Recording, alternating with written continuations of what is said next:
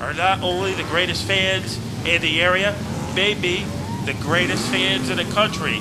Loyal fans, they take their racing seriously, very enthusiastic, and they're getting ready now. We're going to be treated to 100 great laps for our Bob Valenti Automall late models. Once again on the pole, Tom Silva. Outside row number 1, Jeff Carnes. Inside row number 2, it's Skip Brunig. Outside of row number 2 is Larry Goss moving back through the field, and keep an eye on. That's the driver of the car, number 42. Bob Valenti Automall Chevrolet Monte Carlo pulling into the infield. Ladies and gentlemen, the next time by, they'll be flying under green flag conditions. Tommy Silva will set the pace. He's in the Pinnacle Auto Glass number 31. Looking the field over is Hank Scarpa. He's going to let him run. Tommy Silva and Jeff Carnes are side by side as they make their way around the track for the first time. Silva getting a little bit sideways coming out of turn number 2. Jeff Carnes will now take the lead in the number 68. We haven't seen Jeff Carnes a lot this season. Here he's at the front of the field in one of the biggest races of 2002. One driver we have seen a lot of is Larry Goss, and he quickly moves to the bottom. Let's see if he has enough thunder to get the lead from Carnes as they head into turn number 4. Larry Goss, one of the great competitors in this field this afternoon, has put the number 6 on the point. Skip Brunig in the 0-2, moving up into the 4th position on the speedway, challenging Tommy Silva to the outside. That's the battle for 3rd. And right behind those two drivers is Diego Monahan in car number 3. Also lurking in the wings, Corey Hutchings in the 36, and he is alongside a very tough competitor, Mark St. Hilaire. As you can see, they're making their way around the speedway, very high velocity. On the outside groove, here comes Corey Hutchings. Now, Corey Hutchings, a very good long-distance driver here at the Waterford Speedbowl. He knows the importance of not using up your tires here in this one. And he will pull alongside Tommy Silva, and he darts into the number 4 position. Larry Goss has had a pretty solid season, but he does not have a win. So this is his last chance, and right now, through the first 5 laps, he is making the most of it. Larry Goss seated 4th in the point standings out there as we have a couple cars get together. The 52 car of Danny Field and the 77 of Richard Durante, and it looks like Richard coming around slow in the 77. He may have to park that 77 in the infield as he gets out of the way of the oncoming train on the rails out there. Alan Coates so far battling Rodney Renshaw for the number 10 position. That's a driver, the race within a race between Alan Coates and Corey Hutchings. As the yellow comes out, our car is stranded in turn 2, and that is the number 1 of Jack Aquilina, bringing out the first caution. So 22 points separating the first 2 spots in the Bob Valenti Automall late models. Once again, the pace car is in the infield. We're about set to go back to green flag racing. Larry Goss and Jeff Carnes at the front of the field. We'll take the green flag at the restart line. Larry Goss with a great jump, but Jeff Carnes moving to the inside. Here comes Corey Hutchings on the outside. He's running 3rd in that Foreign Auto Parts, Monroe Muffler and Brake Service, Dunkin' Donuts number 36, moving his way to the outside groove. Once again, that's the one to his liking. Boy, the way he is moving, it's like his hauler is double parked because he is wasting no time in becoming a factor. Skip Brunig roaming along in 4th place, followed by St. Hilaire, and Diego Monahan shows some early speed. He is floating along in the number 6 spot as Brandon Clements. He comes to a crawl on the front straightaway, and he heads to the center of the infield.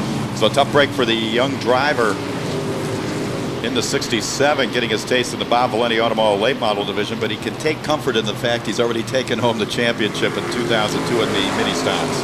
And he already has a trophy today, plus a $1,000 check, so it's not too bad an afternoon, regardless of what transpires in the rest of the late model race for Brandon Clements. Yeah, very tolerable, that's for sure. But they're making their way around the speedway. Larry Goss in the number 6 continues to put some separation between he and the rest of the field. As locked in combat, we have the 68 of Jeff Carnes and, of course, Corey Hutchings on the outside groove. That's the battle for 2nd on the speedway. Right behind them, a whole lot of single file racing going on. Hutchings finding it very difficult to get around the 68, a very tough obstacle. And now Skip Brunig sticks his nose into the battle. A 3-way dogfight for 2nd.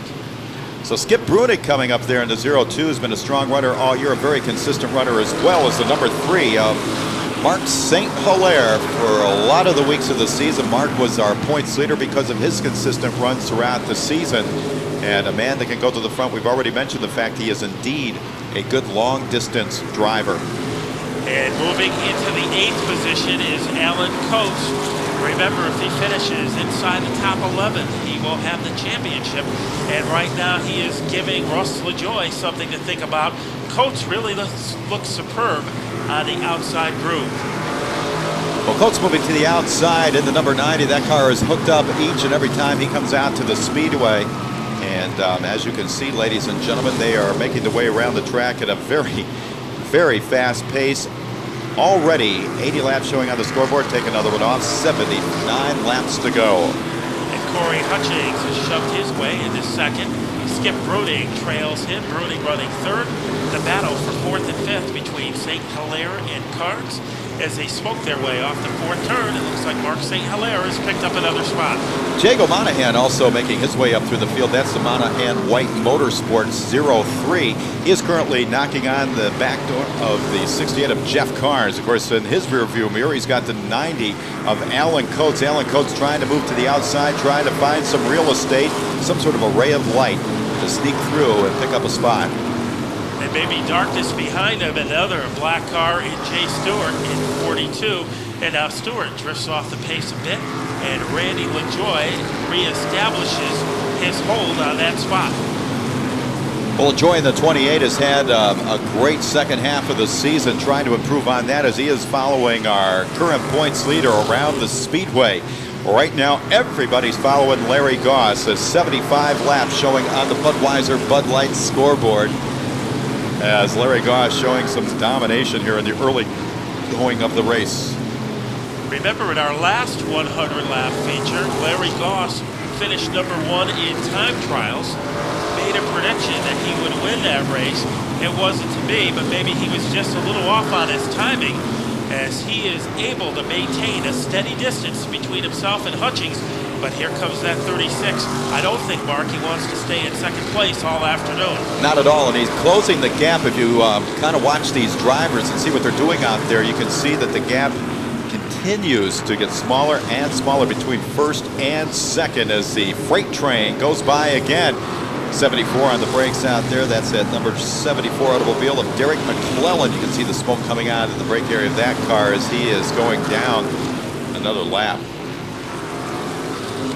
And Corey Hutchings continues to narrow the gap between himself and Larry Goss in car number 6. Then it's Bruning. He has a battle on his hands. He's hiding out in the glove compartment. Mark St. Hilaire, and he is determined to pick up a spot. Looks like Rich Durante got his car back together, but he's going to be several laps down when he comes back out to enjoy this afternoon's racing event. Skip Bruning and Mark St. Hilaire out there in quite a battle. It's fun to watch those two drivers work the speedway. Bruning to the high side this time by Mark St. Hilaire, showing some patience out there as they continue to do battle. And that is the battle for 3rd and 4th on the speedway. Meanwhile, Corey Hutchings goes to the outside. He is looking for some momentum. A little slingshot move against Larry Goss, and it doesn't work. Goss maintains the lead. A lap car in the path of these two drivers, a 52 at Danny Field. Let's see if Hutchings can take advantage. Well, of course, you can see the feverish motions out there as three of our top competitors out there locked up on the straightaway. LaJoie looks like tremendous amount of damage to the front of the vehicle out there. Bruning spinning around. Has climbed toward the top 10. Car number 42 started in the 12th position. Sets the inside of row number 4 in the 7th spot. Gonna go green this time. Bob Valenti pace car pulls into the infield. And with the restart call, here's Matt. Let's see who gets the upper hand. Will it be Larry Goss in car number 6 or Corey Hutchings in 36?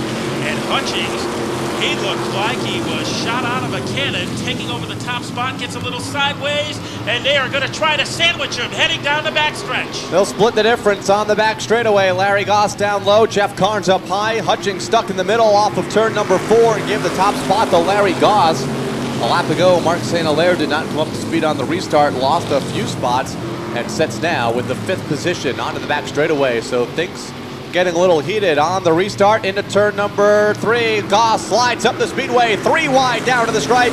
Alan Coates all the way to the inside lane. And Alan Coates has to back out of it. He goes back to third. Into second is Brooding. Coates moving up. We have a yellow flag as Acker is hobbling down the backstretch, car number 22.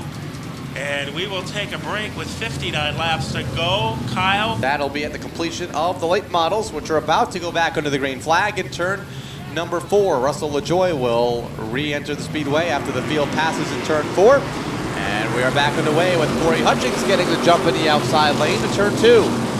Let's see if Larry Goss can stay with him. St. Hilaire kicking up his heels on the outside. He has become a contender. So the top 4 bullet their way down the front straightaway. And it'll be led by Hutchings. Goss in the second spot. In third, it'll be Alan Coates to the inside of St. Hilaire, and the 76 of Rodney Renshaw to round up the top 5 onto the back straightaway. Renshaw coming up from deep in the field as well. Got a great restart and now sets in the 5th position. Renshaw with a victory on September 7th. He has looked spectacular in the second half. And here is Larry Goss making a counterpunch against the 36 of Corey Hutchings. Looks to the inside off of turn number 4 does Larry Goss, and he'll reclaim the top spot at the line. It's about dead heat between Goss and Hutchings in turn number 1. Goss has been pushing up high though the entire event. Gets into Hutchings just a bit in turn number 2. I thought Coates may make it 3 wide onto the back straightaway and thought better of it, stayed in line, and now may get the second spot away from Corey Hutchings, who is stuck in the outside lane. And as Alan Coates laminated to the side of the 36 and Corey Hutchings, those 2 cars Velcro together. Those drivers are handcuffed together as they head into turn 4. Off the corner, back to the line amongst the race leaders. It is Larry Goss out front. Alan Coates now steps into the second spot. Corey Hutchings slides back to third, and in 4th, it'll be Mark St. Hilaire, the lead group. Diego Monahan takes the 5th spot away from Rodney Renshaw as we have a spin on the back straightaway. That is the 67 for mini-stock champion Brandon Clemens that has gone around, had a little help off of turn number 2. A single car incident has the car fired back up, so we'll stay under the green flag. And Larry Goss has been able to open up about a 2-car length advantage over Hutchings. Here comes Coates. There is no give up in his vocabulary. And Mark St. Hilaire has been steady since the start of the race. Paul Hurd is about to become a factor. Look at car number 32 move to the front. Paul Hurd just outside of the top 5 in the 6th spot, getting around Rodney Renshaw and the 42 for Jay Stewart. Stewart down to the inside of Renshaw now, battling for about the 7th spot on the speedway as the leaders continue to run single file into turn number 3. Larry Goss, race leader, Corey Hutchings in 2nd. Then it's about 3 car lengths back to Alan Coates in 3rd, St. Hilaire in 4th, and Diego Monahan to round out the front 5. So a lot riding on this one, Kyle. If Goss should win, it would be his first win of the year. If Hutchings or Coates will win, it will be win number 7 for either of those 2 drivers, and they will have the bragging rights most victories in 2002. Rodney Renshaw goes around, gets drilled by the 17 and the 70 of Michael Klusinski. So a big hit after the fact. Wayne Corey Jr. getting into the side of Rodney Renshaw. Jay Stewart, Jeff Carnes, row 4. Pace car is in. Field off of turn number 4. And time for the restart and the green flag for the number 6 of Larry Goss down into turn 1. They scrape as they come off the front straightaway. Scrape again in turn 2. Here comes Corey Hutchings taking the lead by 3/4 of a car over Larry. Goss battles back to the inside, but like he's been doing all race, he's been pushing up the speedway and into the side of Corey Hutchings. Can he keep it on the low side this time over in turn number 2? A little better for Larry Goss, but give the top spot to Corey Hutchings onto the back straightaway and into turn number 3. Goss not giving up the inside lane, pulls back up alongside. But Larry Goss is still all over the 36 like crabgrass as they head into turn 2. Derek McClellan goes around off of turn number 4, single car incident. Car remains idle at the exit of turn number 4, full of smoke to bring out the caution flag for the 5th time in the event. Car number 74 goes around for Derek McClellan from Bristol, Connecticut. Started in the... A lot of experience inside of a late model, and that's Jay Stewart. And a lot of successful experience. Stewart amongst the race leaders for the restart here. Corey Hutchings now at the point. Larry Goss to the outside lane. And a reversal of roles here for this restart. With 25 laps to go, Goss does not come up to speed. The second spot goes to Mark St. Hilaire. Diego Monahan in third. Goss stuck in the outside lane. In fourth, here comes Alan Coates and Paul Hurd to the inside in turn 4. So Alan Coates, who is stuck outside, now tries to jackknife his way underneath Larry Goss. He will succeed, but Larry isn't giving up. Those two cars are almost welded together as they hit the third turn.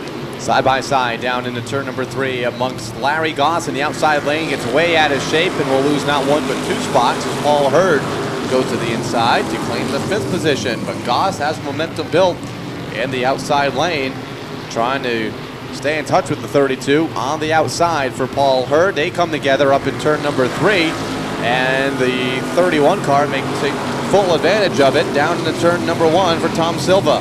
He gets turned around, and now Carnes climbs over a race car in turn number 2, and the yellow comes out again with 22 laps to go. That may be the 6th of Larry Goss involved in the incident up in turn number 2 with the 68 of Jeff Carnes. So Larry hung together on the back straightaway. Boy, Larry Goss hanging on like a trailer hitch on the side of that car, and he finally is turned free. And both Carnes and Goss pull away. About to go back to green with 16 laps to run for these late model competitors. Corey Hutchings, Mark St. Hilaire, Diego Monahan, and Alan Coates. The front 4. Pace car is in. Field the line nicely in turn number 4. Paul Hurd, Tom Silva in row 3. Then it's Chase Stewart, Dwayne Knoll in row 4. Hutchins again does not come up to speed. Diego Monahan goes to his inside. Kind of a ragged restart back to turn 2. And Hutchings still fading backwards, and here comes Alan Coates, and we go under yellow. So that was a false alarm and a reprieve for Hutchings. Yeah, Corey Hutchings taking a nap off of turn number 4, a lap to go. Everybody. Match continues between Corey Hutchings and Mark St. Hilaire.